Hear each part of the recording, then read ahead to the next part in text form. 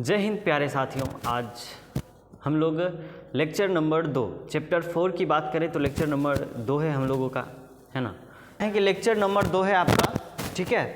और इसमें परिचय के साथ साथ यानी कि कुछ सीखने के साथ साथ आज हम लोग कुछ ऑब्जेक्टिव भी करेंगे कि किस प्रकार से द्विघात समीकरण से हम लोगों को ऑब्जेक्टिव पूछा जाता है।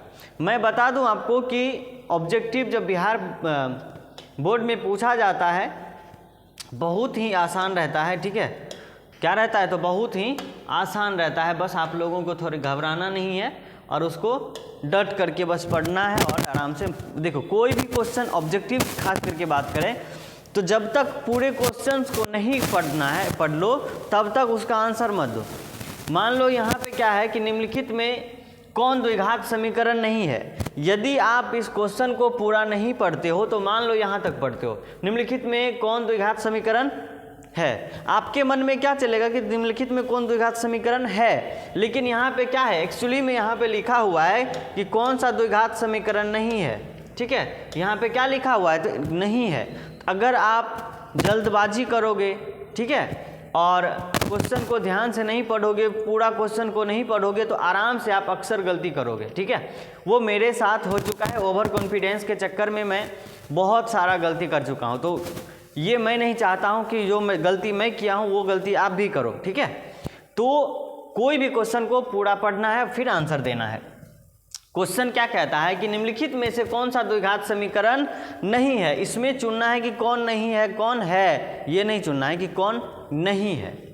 ये बताना बच्चे, क्या ये द्विघात समीकरण है? आप बोलोगे सर आपने बताया है कि जिसका अधिकतम घात 2 हो वो द्विघात समीकरण होगा, और यहाँ पे देखो इक्वल में 0 है, ये भी द्विघात समीकरण, ये तो फाइनली है ही।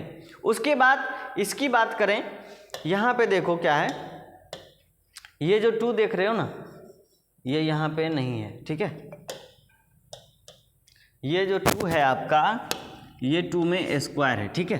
√2x² + 7x + 8, क्या ये द्विघात समीकरण है? बोलोगे जी सर हाँ ये द्विघात समीकरण है, क्योंकि x² क्या है, 2 है, अधिकतम घात 2 है, तो ये भी द्विघात समीकरण है। लेकिन आंसर ये नहीं होगा, ये दोनों में से कोई। ऑप्शन को छांटने के लिए सीख जाओ किस प्रकार से उसको अलग करना है, बस आंसर यूं ही आपका निकल जाएगा, ठीक है। सी में देखते हैं क्या सी में है। चलो इसको सॉल्व करते हैं। तो x × 2x तो क्या हो जाएगा, बोलोगे सर 2x² हो जाएगा। x - 3 तो -3x = x² प्लस का 1। अब जब x² को इधर लाओगे तो 2 में -1 हो जाएगा, तो क्या हो जाएगा x²। ये माइनस का 3x ये भी आ जाएगा इधर, तो -4x, और ये माइनस का 1। क्या ये द्विघात समीकरण है? बोलोगे हाँ सर, क्योंकि अधिकतम घात क्या है, 2 घात है, और ये जो है ax² + bx + c = 0 के फॉर्म में है, इसलिए ये भी द्विघात समीकरण है। लेकिन आंसर ये नहीं होगा। चलो आंसर कौन सा होगा? जब ये भी नहीं है, ये भी नहीं है, तो ये ही होगा, ठीक है। जब आंसर ये भी नहीं है, ये भी नहीं है, ये भी नहीं है, तो चौथा जो बचा वही तो आंसर होगा ना। तो ऑप्शन नंबर डी जो है आपका वही हो जाएगा राइट आंसर, ठीक है। यहाँ पे x² है, घबराना नहीं है। चलिए आगे बढ़ते हैं हम लोग, अगले प्रश्न की ओर बढ़ते हैं। 10 नंबर में देखते हैं कि कहता क्या है। क्वेश्चन को आराम से पढ़ना है, फिर आपको आंसर करना है कमेंट में, ठीक है। निम्नलिखित में से कौन द्विघात समीकरण है? यहाँ पे क्या बोल रहा है कि कौन सा द्विघात समीकरण है, ठीक है। तो इसमें कौन सा द्विघात समीकरण है, तो यहाँ पे देखते हैं कि कौन सा है कौन सा नहीं है। 2x² - 33 √x आया जैसे ही मैंने बताया है कि x का घात जो है, चर का घात, वो भिन्न में ना ही ऋणात्मक में होता है, ठीक है। तो ये भिन्न में आ गया, चलो ये नहीं है। यहाँ पे बोल रहा है कौन सा है, ये तो नहीं है, चलो खत्म, आगे बढ़ो। जब इसको सॉल्व कर लेते हैं थोड़ा सा हम लोग, क्या है ये, सी नंबर देखते हैं कि x² + x + 8 = जब इसको करो x + 2 x - 2 a + b × a - b, तो क्या होता है? बोलोगे सर a² - का b², तो a² - b² की जगह पे आप क्या लिख सकते हो? तो बोलोगे सर हम लिख सकते हैं x² - 2 का स्क्वायर 4, कोई दिक्कत नहीं। एक्स स्क्वायर क्या हो जाएगा, खत्म। तो बचेगा क्या, एक्स, ये 8 जो है आपका, ठीक है, ये जो 8 है आपका, जब उधर से 4 आएगा तो क्या हो जाएगा, प्लस का 12। क्या ये द्विघात समीकरण है क्या, नहीं है, तो ये भी खत्म। आगे बढ़ते हैं, यहाँ पे देखते हैं, यहाँ पे क्या है, चलो सी नंबर देख लेते हैं पहले। सी में क्या है, a √x - 1/√x का होल स्क्वायर। यदि इसको तोड़ते हो तो √x का होल स्क्वायर क्या हो जाएगा, प्लस 1/x, ठीक है, -2√x × 1/√x, ठीक है, ये ख़त्म, क्या बच जाएगा, तो x + 1/x - 2। क्या ये द्विघात समीकरण है, बोलोगे सर ये द्विघात समीकरण नहीं है, तो है कौन, तो यही तो बचा है, यही तो द्विघात समीकरण होगा, ठीक है, यही बचा, यही तो द्विघात समीकरण होगा, ठीक है। चलिए आगे बढ़ते हैं अगले प्रश्न की ओर। 11 नंबर में चलते हैं। 11 नंबर में क्या है, आइए देख लेते हैं। द्विघात समीकरण इतना के मूलों की कितनी संख्या कितनी होगी। बहुत ही आसान प्रश्न है और आपको डायरेक्ट आपको एग्जाम हॉल में भी दिख सकता है इस प्रकार का प्रश्न, ठीक है। कहता है कि निम्नलिखित में से द्विघात समीकरण का जो दिया गया है आपका ये, इसमें कितना संख्या होगी, मूलों की संख्या, यानी कि हल इसका कितना होगा, ठीक है। तो आइए सबसे पहले आपको इसको सॉल्व करना पड़ेगा, फिर आप बता सकते हैं। यहाँ पे क्या है, x + 3 x - 3 × x + 3, ठीक है, a + b a - b, तो a² माइनस का b² तो 9। क्या ये किस रूप में दिख रहा है आपको, इसको लिख सकते हैं x² + 0 × x - 9 = 0, इस रूप में तो लिख सकते हैं ना। तो इसको ax + bx + c = 0 के यदि आप करते हो, इससे तुलना करो तो क्या सेम दिख रहा है क्या, बोलोगे जी सर दिख रहा है। तो ये क्या है बच्चे, तो ये सर द्विघात समीकरण का व्यापक रूप है। तो ये द्विघात समीकरण का व्यापक रूप है, तो जब द्विघात समीकरण होगा तो उसका मूल कितना होगा, बोलोगे सर आराम से 2 होगा, ठीक है। तो इस तरह से आप लोगों को क्वेश्चन के आंसर देने हैं, ठीक है।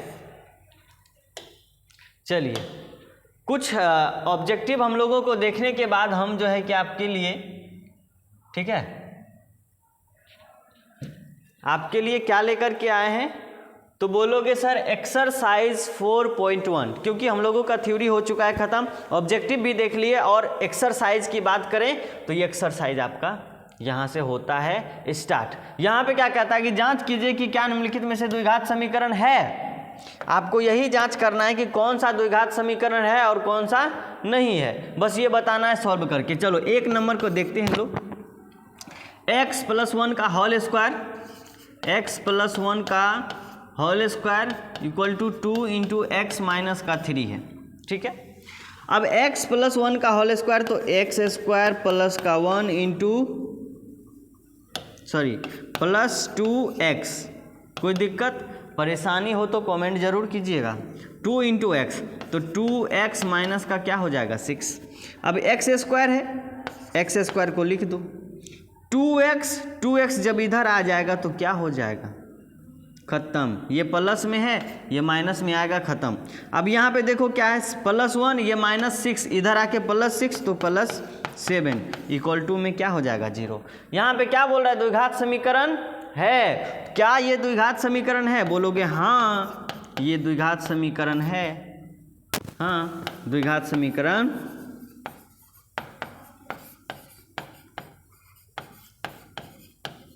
मैंने बताया कि इस टाइप का क्वेश्चन आपको ऑब्जेक्टिव में होगा, ना कि 2 नंबर में। तो आपको क्या करना है, डायरेक्ट जितना फास्ट आप सॉल्यूशन कर सकते हो, ठीक है।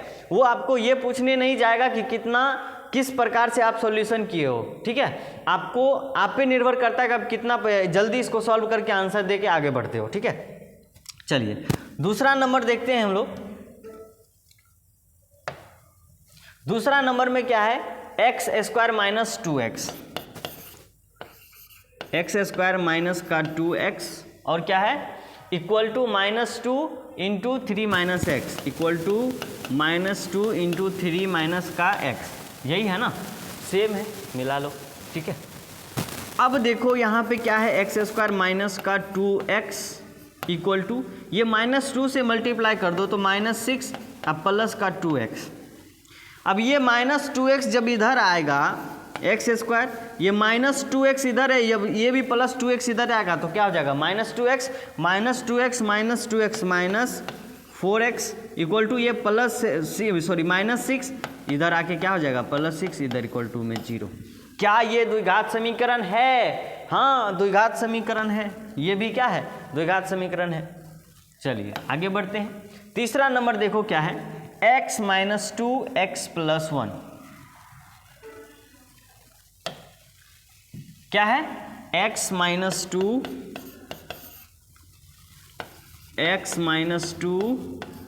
x प्लस का 1 equal to x minus 1 into x plus 3।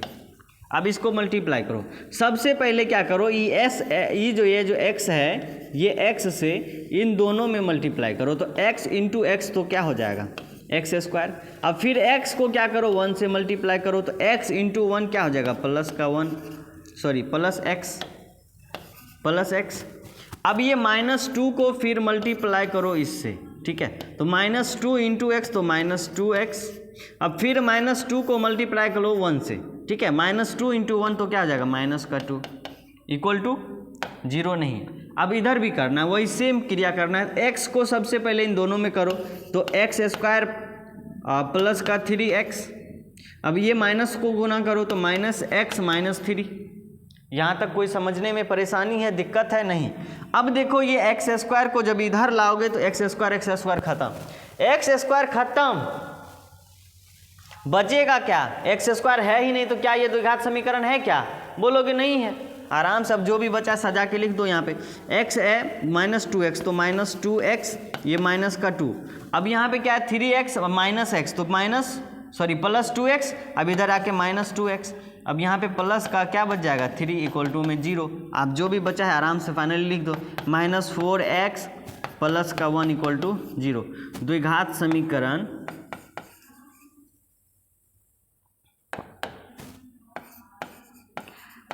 दिया गया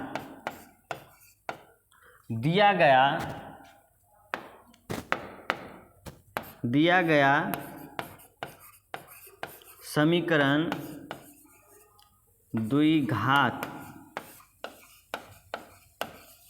समीकरण नहीं है। जो भी ये द्विघात समीकरण दिया गया है ये द्विघात समीकरण नहीं है, ठीक है। चलिए हम लोग आगे बढ़ते हैं अगले प्रश्न की ओर। चौथा नंबर है आपका x माइनस 3 2x प्लस 1। चौथा में है x माइनस 3 2x प्लस का 1, ठीक है, और x into x plus 5 equal to x into x plus का 5, ठीक है, कोई दिक्कत नहीं। अब देखो कि x में इससे मल्टीप्लाई करो, फिर वही सेम प्रक्रिया है भाई, कर सकते हो, कुछ तो बोलो हाँ या ना। हाँ ठीक है, x इंटू इससे करो तो क्या हो जाएगा 2x स्क्वायर।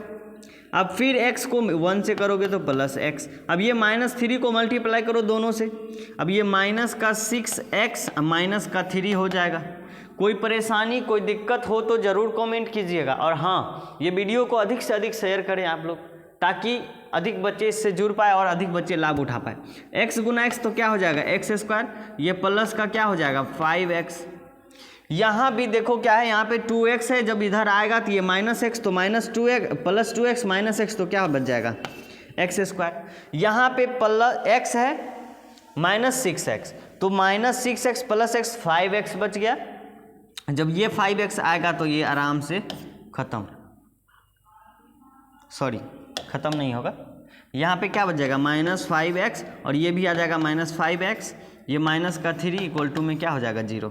तो x square minus 10x minus का 3 इक्वल टू में क्या हो जाएगा 0। क्या ये द्विघात समीकरण है? बोलोगे हाँ सर, दिया गया समीकरण द्विघात समीकरण है।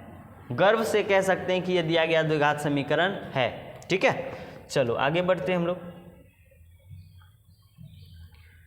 बच्चे क्वेश्चन देख करके घबराना नहीं है, ठीक है। आइए हम लोग 4 नंबर कर चुके हैं, अब आते हैं 5वां नंबर पे। 5वां नंबर में क्या है आइए देख लेते हैं। 2x माइनस का 1 x minus 3 equal to x plus का 5 इंटू एक्स माइनस का 1। ठीक है, 2x में मल्टीप्लाई कर दो तो क्या हो जाएगा 2x स्क्वायर माइनस का क्या हो जाएगा 6x, ये माइनस x प्लस का 3 इक्वल टू, अब उससे मल्टीप्लाई करो x square minus x plus 5x minus 5। ठीक है, यहाँ पे क्या है 5x। ठीक है, 2x इसको इधर लेके आओ तो क्या बच जाएगा x स्क्वायर, क्योंकि प्लस में है ये आएगा माइनस में हो जाएगा, घट जाएगा। 6x क्या हो जाएगा -7x प्लस का 3 माइनस 5x, तो यहाँ पर क्या हो जाएगा 4x प्लस का 5 इक्वल टू में 0। अब क्या बचा है फाइनली लिख दो x square -7x minus 4x तो -11x। ठीक है, उसके बाद 3 और 5 क्या बच जाएगा 8 इक्वल टू में 0। क्या ये द्विघात समीकरण है? बोलोगे हाँ सर, ये द्विघात समीकरण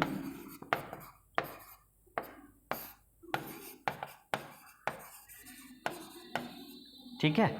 अगर राइटिंग समझ में ना आए तो भी कमेंट आप लोग को करना है, ठीक है, क्योंकि मैं थोड़ा जल्दी लिखता हूँ, इसलिए हो सकता है कि आप लोगों को समझने में परेशानी हो। और इसमें समझना क्या है, आराम से वहाँ पे लिखा हुआ द्विघात समीकरण है, अगर उस रूप में आता है तो द्विघात समीकरण होगा, अन्यथा नहीं होगा। इसमें कुछ हैंड राइटिंग का बात ही नहीं है। ठीक है, बाकी जो भी रहता है कि हम समझाने लायक तो वो मैं अच्छे से लिखता हूँ। ठीक है, चलिए 6 नंबर में क्या है, 6 नंबर में देखते हैं x square plus 3x plus 1, x square plus 3x plus का 1 दिया गया है और इक्वल में क्या है x माइनस 2 का होल स्क्वायर, x माइनस 2 का होल स्क्वायर दिया गया है। ठीक है, यहाँ पे इसमें तो कुछ करना है नहीं, एक्स स्क्वायर प्लस 3x जो भी है सो लिख दो। अब इसको क्रिया करना है तो x माइनस 2 का whole square a minus B का होल स्क्वायर पे तोड़ दो, तो a square plus B square sorry minus 2ab, तो 2ab। बोलोगे सर आप तो डायरेक्ट कर देते हो, आप भी कर सकते हो। अगर आप इतना नहीं कर पा रहे हो तो आप स्टूडेंट ही नहीं हो। 8 क्लास में, 9th क्लास में, 7 क्लास में, 5 क्लास में आप तो यही तो करते आए हो, a plus B a minus B. अगर ये भी नहीं कर रहे हो तो फिर दिक्कत है ना। ठीक है, चलिए आगे बढ़ते हैं। अब बोलोगे सर आप तो डिमोटिवेट कर रहे हैं। नहीं, डिमोटिवेट नहीं कर रहा हूँ मैं, आपको फ्यूचर पिछले जो बात है वो याद दिला रहा हूँ कि आप पीछे क्या करके यहाँ तक पहुँचे हो और अभी क्या कर रहे हो।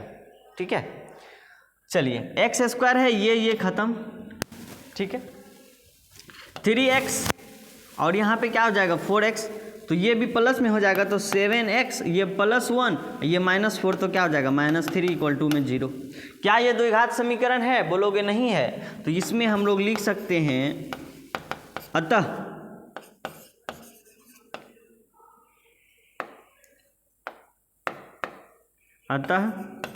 दिया गया समीकरण द्विघात समीकरण नहीं है। अतः दिया गया समीकरण जो है कि वो द्विघात समीकरण नहीं है। क्यों नहीं है? क्योंकि लिए भी लिख सकते हो, क्योंकि ax square plus B x plus C equal to 0 के रूप का नहीं है। क्यों नहीं है? तो ax square plus B x plus C equal to 0 के रूप का नहीं है, इसलिए यह द्विघात समीकरण नहीं है। सिंपल सी बात है। ठीक है, चलिए हम लोग आगे बढ़ते हैं। देखिए 5 हो गया आपका। आइए 6 हो गया। 7 में देखते हैं क्या दिया गया है। ठीक है, x+2 का होल क्यूब, ठीक है, equal to 2x into x² -1। ठीक है, अब क्या करो, इसको a+b का होल क्यूब पे तोड़ो, अब फिर इसको तोड़ो, आराम से क्या हो जाएगा, इसका आंसर आ जाएगा। तो चलिए हम लोग क्या करते हैं, इसको तोड़ते हैं। चलिए हम लोग देखते हैं कि a+b का होल स्क्वायर क्या होता है। a+b का होल क्यूब मैं यहाँ पे लिख दे रहा हूँ, a+b का होल क्यूब बराबर a³ + b³ + 3a² b + 3ab²। ये जो होता है आपका a+b का होल क्यूब होता है। बस उसी पे क्या कर लेना है, इसको आराम से पुट कर लेना है। ठीक है, चलिए हम समय नहीं गवाते हुए आगे बढ़ते हैं। ये सब छोटी छोटी बातें हैं, आराम से आप सॉल्यूशन कर सकते हो इतना। ठीक है, और 8 नंबर की बात करें हम लोग। ठीक है,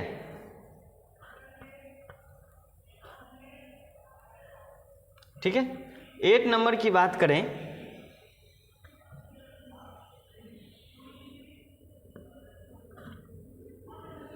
ठीक है, 8 नंबर की बात करें तो इसमें क्या है, ये आराम से आप तोड़ सकते हो। यहाँ भी क्या है, a-b का होल क्यूब लगा देना है, आराम से निकल जाएगा। ठीक है, चलिए हम लोग आगे बढ़ते हैं, देखते हैं कि आगे क्या है। चलिए यहाँ पे कुछ क्वेश्चन है आपको करने हैं, जो लॉन्ग टाइप का है, इसमें मैं पूरा सॉल्यूशन करवा दूंगा। ठीक है, यहाँ पे क्या कहता है कि निम्नलिखित स्थितियों को द्विघात समीकरणों के रूप में निरूपित कीजिए। सिर्फ आपको करना क्या है कि इसको द्विघात समीकरण के रूप में लिखना है और आराम से छोड़ देना है, यानी कि इसको सॉल्यूशन करके जब आपका ax² + bx + c = 0 के रूप का आ जाएगा, बस इसको आराम से यहाँ पे छोड़ देना है और आगे बढ़ जाना है, ना कि इसको सॉल्यूशन करना है। जब इसका सॉल्यूशन की बात आएगी तो हम लोग क्या करेंगे, एक्सरसाइज 4.2 में एक्सरसाइज उसमें कंप्लीट कर लेंगे। ठीक है, उसमें आपका सॉल्यूशन दिया रहेगा, लेकिन इसमें क्या कर रहा है कि बस इस रूप में ला के छोड़ दो आप। ठीक है, देखते हैं कि कहता है कि एक आयताकार भूखंड का क्षेत्रफल, ये आयताकार भूखंड होता क्या है मैं बता दूं। ये जो आप देखते हो ये क्या है, तो बोलोगे सर ये आयत है, आयत है। इसमें क्या कहता है कि आयताकार भूखंड का क्षेत्रफल, ये क्या होता है आपका लंबाई, और ये क्या होता है, तो बोलोगे सर चौड़ाई। जब इसका क्षेत्रफल की बात आता है तो आयत का क्षेत्रफल क्या होता है, तो लंबाई गुने चौड़ाई। इसका क्षेत्रफल क्या होता है, तो बोलोगे सर लंबाई गुने चौड़ाई इसका क्षेत्रफल होता है। यहाँ तक आपको कोई परेशानी नहीं हुई होगी, लेकिन आगे बढ़ते हैं, देखते हैं क्या होता है। क्षेत्र की लंबाई चौड़ाई के 2 गुने से 1 अधिक है। क्षेत्र की लंबाई जो है, लंबाई चौड़ाई के 2 गुने से 1 अधिक है। तो हम लोग लिखेंगे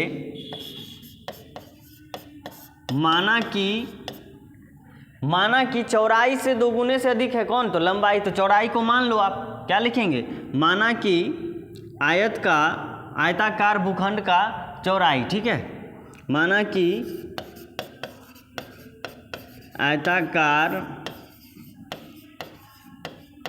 भूखंड की चौड़ाई बराबर x, मीटर में है ना, मीटर है। ठीक है, माना कि आयताकार भूखंड की चौड़ाई क्या है, तो बोलोगे सर ये जो आप देख रहे हो इसको हम लोग क्या मान लिए, बोलोगे सर आपने x मान लिया। ठीक है, अब आगे थोड़ा सा क्वेश्चन पढ़ते हैं, कहता क्या है, उसके बाद लिख लेते हैं कि आयताकार भूखंड की लंबाई क्या होगी।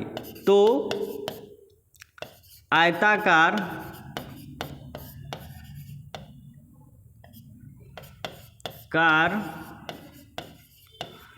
भूखंड की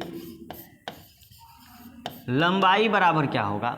यहाँ पे कहता है कि चौड़ाई के 2 गुने से 1 अधिक है, चौड़ाई के 2 गुने से 1 अधिक है। आप मीटर लगा दो, गौर से करना। कहता क्या है कि ये जो आप आयताकार भूखंड देख रहे हो, ठीक है, ये जो आप चौड़ाई देख रहे हो, ये लंबाई जो माप देख रहे हो, ये चौड़ाई का 2 गुना, यानी चौड़ाई का 2 गुना से 1 अधिक है कौन, तो लंबाई। तो लंबाई क्या हो जाएगा,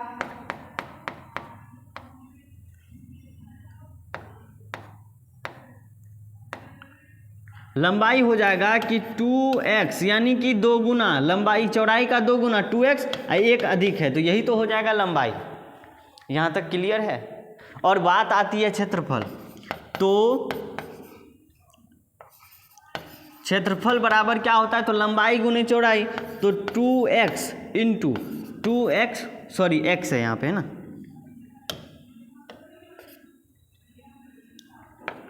2x प्लस का 1,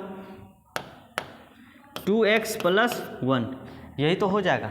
ठीक है, अब क्षेत्रफल भी निकाल लिए, तो लिखेंगे हम लोग फाइनली क्या लिखेंगे, देखो इस टाइप के प्रश्न को जितने बारीकी से बनाओगे, जितने अच्छे से बनाओगे, एग्जामिनर जो चेक करता है उसको क्या होना चाहिए कि समझ में आना चाहिए कि आप किस प्रकार से बारीकी से मतलब किए हो, स्टेप वाइज किए हो, तो आपको नंबर में कोई कटौती नहीं आएगा। और मैथ्स एक ऐसा है जिसमें से आप 100 में 100 भी ला सकते हो।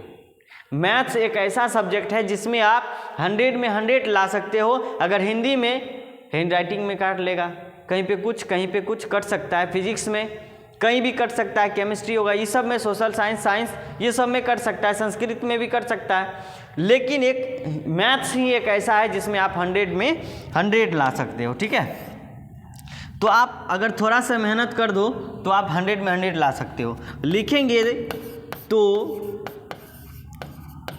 प्रश्न से, प्रश्न में कहता क्या है, अब एक बार और प्रश्न को हम लोग पढ़ लेते हैं। एक आयताकार भूखंड का क्षेत्रफल दिया गया है 528 मीटर। ठीक है, यहाँ पे दिया गया है 528 मीटर। क्षेत्रफल की लंबाई चौड़ाई के 2 गुने से 1 अधिक है। क्षेत्रफल का जो लंबाई है चौड़ाई के 2 गुने से 1 अधिक है।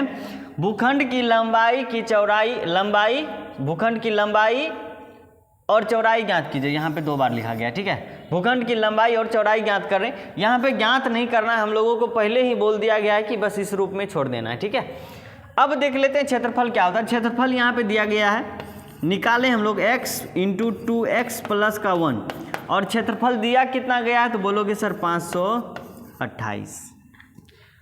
आयत का क्षेत्रफल होता है लंबाई गुने चौड़ाई, और क्षेत्रफल दिया गया है 528 मीटर। अब क्या करो, इसको सॉल्यूशन कर दो। 2x स्क्वायर प्लस x, ये माइनस में इधर क्या आ जाएगा, 528 इक्वल टू 0।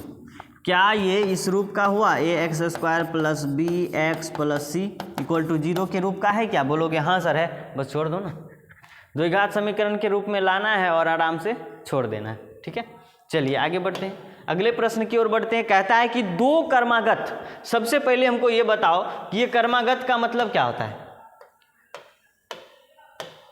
आपको ये बताना है कि ये कर्मागत का मतलब क्या होता है। कर्मागत का मतलब होता है लगातार। ठीक है, लगातार, जिस तरह से आप कहते हो कि हम लगातार मेहनत करेंगे तो आगे ही बढ़ेंगे, उसी तरह कहता है यहाँ पे है कि लगातार, कर्मागत का मतलब लगातार। 2 कर्मागत धनात्मक पूर्णांक, धनात्मक का मतलब पॉजिटिव नंबर। ठीक है, धनात्मक पूर्णांक का गुणनफल इतना दिया गया है, तो हमें पूर्णांकों को ज्ञात करना है। अरे सिंपल बात है यार, इसमें घबराने की क्या है, चलो लिखते हैं। लिखेंगे माना कि प्रथम क्रमागत, यानी तो ये लिख सकते हो कि माना कि हाँ ये भी लिख दो, माना कि प्रथम धनात्मक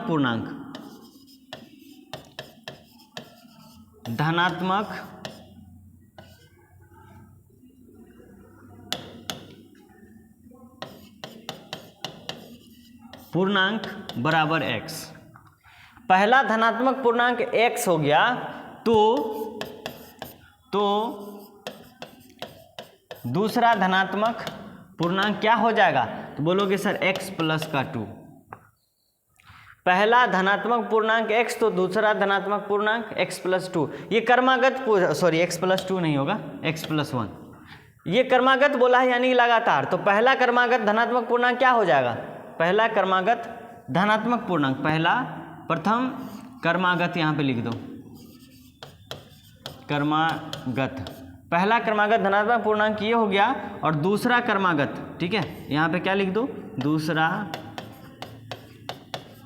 दूसरा कर्मागत धनात्मक पूर्णांक x प्लस 1। ठीक है, अब लिखते हैं तो प्रश्न से, तो प्रश्न से, एक बार और प्रश्न को पढ़ेंगे और आराम से सॉल्यूशन कर देंगे। कहता है कि दो धनात्मक पूर्णांकों का गुणनफल इतना दिया गया है, तो दोनों को गुना कर दो। x इंटू एक्स प्लस का 1 इक्वल टू में कितना दिया गया है, तो बोलोगे सर 306 दिया गया है। अब इसको सॉल्व कर दो। एक्स स्क्वायर प्लस का x इक्वल टू में क्या हो जाएगा 306, 306 के इधर लाओ, x square plus 2x minus का 306 इक्वल टू में क्या हो जाएगा 0। बस यहाँ पे छोड़ दो, क्वेश्चन में कुछ नहीं है, बस आप लोग यूं ही ऐसे ही घबरा जाते हो, ठीक है। आइए देखते हैं, शायद लास्ट सवाल है, नहीं लास्ट नहीं, इसके बाद एक और है। रोहन की माँ उससे 26 वर्ष बड़ी है। रोहन की माँ जो है रोहन से 26 वर्ष बड़ी है, ठीक है। उनकी आयु, ठीक है, उनकी आयु का गुणनफल अब से, उनकी आयु का गुणनफल अब से यानी वर्तमान से 3 वर्ष पश्चात 306 हो जाएगी। हमें रोहन की वर्तमान आयु ज्ञात करना है, ठीक है। तो यहाँ पे रोहन की माँ उससे 26 वर्ष बड़ी है। तो सबसे पहले आपको करना क्या है, लिखना है माना कि रोहन का वर्तमान उम्र की बात कर रहा है, तो उससे 26 वर्ष बड़ी हो जाएगी। रोहन के वर्तमान आयु बराबर में x वर्ष। मैंने माना कि रोहन का वर्तमान आयु x वर्ष, तो उसकी माँ का, तो उसकी माँ की वर्तमान आयु क्या हो जाएगा x। कहता है कि रोहन की माँ उससे 26 वर्ष बड़ी है, तो रोहन का वर्तमान आयु x है, तो उसकी माँ का वर्तमान आयु क्या हो जाएगा x प्लस का 26 वर्ष, ठीक। उसके बाद आगे बढ़ते हैं। उनकी आयु का गुणनफल अब से 3 वर्ष पश्चात यानी बाद, लिखते हैं पुनः अब से 3 वर्ष बाद रोहन का आयु, अब से 3 वर्ष बाद रोहन का आयु बराबर x प्लस 3। वर्तमान में यदि अभी आप 15 साल का हो, तो 3 वर्ष बाद कितने साल का हो जाओगे, तो बोलोगे सर 15 3 18, यानी कि हम 18 साल का हो जाएंगे। तो आप किए क्या, 15 में 3 ऐड किए। तो उसी तरह रोहन अभी वर्तमान में अभी फिलहाल x साल का है, 3 साल बाद कितने साल का हो जाएगा, तो 3 साल ऐड कर दोगे ना, तो ये क्या हो जाएगा x प्लस 3 वर्ष, ठीक है। अब उसी प्रकार लिखेंगे अब से 3 वर्ष बाद उसकी माँ का वर्तमान आयु क्या हो जाएगा। अभी फिलहाल x प्लस 26 का है, x प्लस 26 का है, तो 3 साल और ऐड हो जाएगा वर्ष, तो क्या हो जाएगा x प्लस का 29 वर्ष, ठीक है। अब एक बार क्या लिख लेंगे हम लोग, तो प्रश्न से एक बार और प्रश्न को फाइनली रूप से हम लोग पढ़ लेते हैं, उसके बाद आगे बढ़ेंगे। रोहन की माँ उससे 26 वर्ष बड़ी है, ये तो क्लियर हो गया, 26 वर्ष बड़ी है, ठीक है, 26 वर्ष बड़ी है। उनकी आयु का गुणनफल अब से 3 वर्ष पश्चात 306 हो जाएगा। उनकी आयु का जो गुणनफल है अब से 3 वर्ष पश्चात 306 हो जाएगी, तो हमें उसकी आयु, अब देखो 3 वर्ष बाद जो है दोनों का गुणनफल जो होगा, आयु का गुणनफल यानी x प्लस का 3 इंटू एक्स प्लस का 29 बराबर क्या हो जाएगा 306 दिया गया है ना, हाँ 360, सॉरी 360 हो जाएगा, ठीक है। बस अब इसको सॉल्व कर दो आराम से, क्या हो जाएगा आंसर। अब चलो इसको सॉल्व कर देते, तो x इंटू एक्स तो क्या हो जाएगा एक्स स्क्वायर, x इंटू 29 तो क्या हो जाएगा प्लस 29x। अब 3 से मल्टीप्लाई कर दो, प्लस 3 गुना क्या x क्या हो जाएगा 3x प्लस 9 तिया क्या हो जाएगा 27 का 7 हासिल 2 और 3 दूना 6 2 8 87 x है नहीं बराबर में क्या हो जाएगा 360। यहाँ तक कोई परेशानी है नहीं तो लिख दो आप एक्स स्क्वायर। ये 29x 30x क्या हो जाएगा 3x प्लस 3 8 हो जाएगा तो क्या हो जाएगा 32 का x, ठीक है। और इसको ये इधर आ जाएगा तो 87 माइनस का 360, ठीक है। 360 माइनस का क्या हो जाएगा 87, माइनस करो 10 में से 7 घटा 3, ठीक है। 5 में से 3 तो इससे 15 पैंचा लो 15, 8 में से 7 15 घटा 7 यहाँ पे क्या बच जाएगा 2, तो 200 क्या हो जाएगा 73 इक्वल टू में 0। तो एक्स स्क्वायर माइनस का प्लस 32x माइनस का क्या हो जाएगा 273। यही तो इसका क्या हो जाएगा आंसर। आई होप कि यहाँ तक समझ में आया होगा। चलिए हम लोग आगे बढ़ जाते हैं, ठीक है। लास्ट सवाल है शायद हम लोगों का, हाँ लास्ट सवाल है, देखते हैं कि क्या कहता है। एक रेलगाड़ी 480 किलोमीटर की दूरी समान चाल से तय करती है। एक रेलगाड़ी है जो दूरी 480 किलोमीटर दूरी जो है वो समान चाल से तय करती है। यदि इसकी चाल 8 किलोमीटर प्रति घंटा कम होती तो वह उसी दूरी को तय करने में 3 घंटे अधिक लेती। तो हमें रेलगाड़ी की चाल ज्ञात करना है। एक रेलगाड़ी है जो 480 किलोमीटर दूरी समान चाल से तय करती है।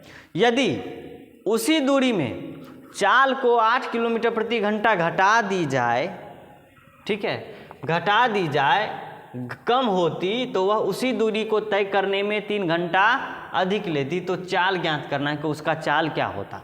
आइए हम लोग चाल ज्ञात करते हैं। लिखेंगे माना कि रेलगाड़ी की समान चाल बराबर x किलोमीटर प्रति घंटा। यानी रेलगाड़ी का समान चाल क्या है x किलोमीटर प्रति घंटा। आपको दूरी दी गई है, ठीक है, दूरी कितना है 480 किलोमीटर। जब समान चाल पता है, दूरी पता है, तो समय तो निकाल सकते हो। समय बराबर क्या होता है तो बोलोगे सर दूरी बटे चाल। तो दूरी कितना है 480 बटे चाल कितना है तो x। यहाँ तक कोई दिक्कत नहीं। अब देखो क्या कहता है कि यदि इसकी चाल 8 किलोमीटर प्रति घंटा कम होती, ठीक है, जब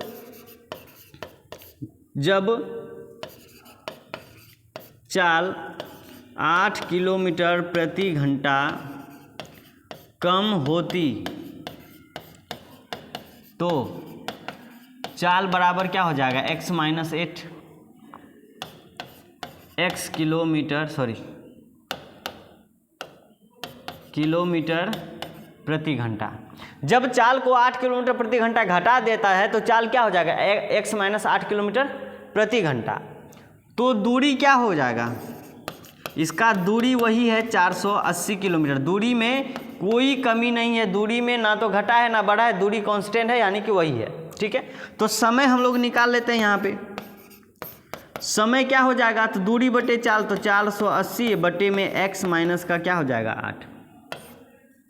अब लिखेंगे तो क्या लिखेंगे बोलोगे सर, लिखेंगे तो प्रश्न से। एक बार और प्रश्न को पढ़ लेते हैं, उसके बाद हम लोग आगे बढ़ेंगे। एक रेलगाड़ी 480 किलोमीटर दूरी तय करती है समान चाल से। यदि इसकी चाल 8 किलोमीटर प्रति घंटा कम होती, ठीक है, तो वह उसी दूरी को तय करने में 3 घंटा अधिक लेती। तो उसी दूरी को तय करने में 3 घंटा अधिक लेती तो 480 बटे x माइनस का 8, ठीक है, माइनस क्या हो जाएगा यहाँ पे देखो क्या है 480 बटे में x बराबर में 3। कोई दिक्कत नहीं है दिक्कत तो आगे बढ़ो ना। अब इसका एलसीएम लो, एलसीएम ले लें क्या, x इंटू 8 माइनस का x। अब इसमें मल्टीप्लाई करो 480x माइनस, इससे मल्टीप्लाई करो था, ठीक है।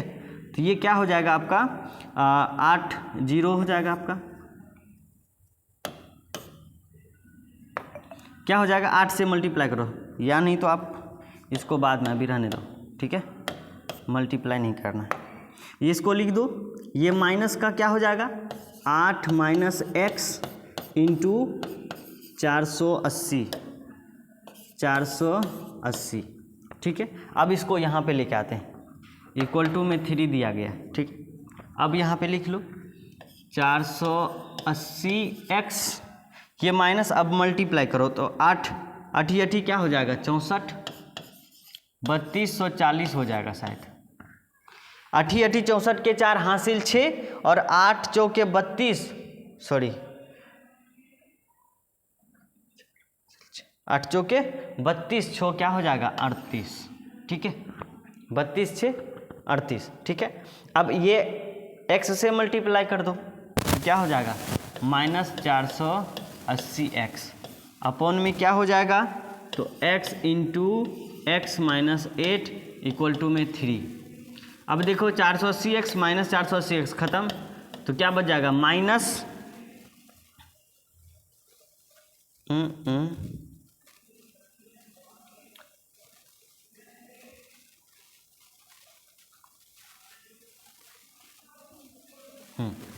माइनस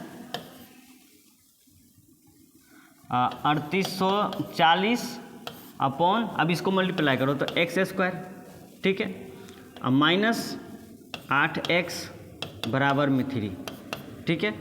अब इसको करो उधर, माइनस 3840 बराबर में कर दो क्या x², 3x², अब माइनस 8 दिया क्या हो जाएगा 24x², ठीक है, सॉरी 24x। अब देखो इधर ला लो 3x² minus plus 24x minus का क्या हो जाएगा 3840, यही तो इसका आंसर हो जाएगा, ठीक है। आई होप कि यहाँ तक समझ में आया होगा। चलिए हम लोग आगे बढ़ते हैं। Thanks for watching this video अच्छे लगे तो प्लीज़ चैनल को सब्सक्राइब कर लें और बेल आइकन दबा लें, ताकि आपके एक लाइक से हमारा इतना उत्साह बढ़ जाता है कि एनर्जी इतना आ जाता है कि जितना हॉर्लिक्स पीने से नहीं आता है, ठीक है। तो कमेंट ज़रूर करें, अच्छा लगा या बुरा, बनाएं हम या फिर ना बनाएं, आगे क्या करें नहीं करें ये आपको निर्देश देना है। अगर कुछ कमी है तो वो भी आप कमेंट कर सकते हैं, जो अच्छा है वो भी कमेंट कर सकते हैं, ठीक है। तो अच्छा हो या बुरा आपको कमेंट ज़रूर करना है। तो चलिए मिलते हैं अगले वीडियो में, तब तक के लिए धन्यवाद।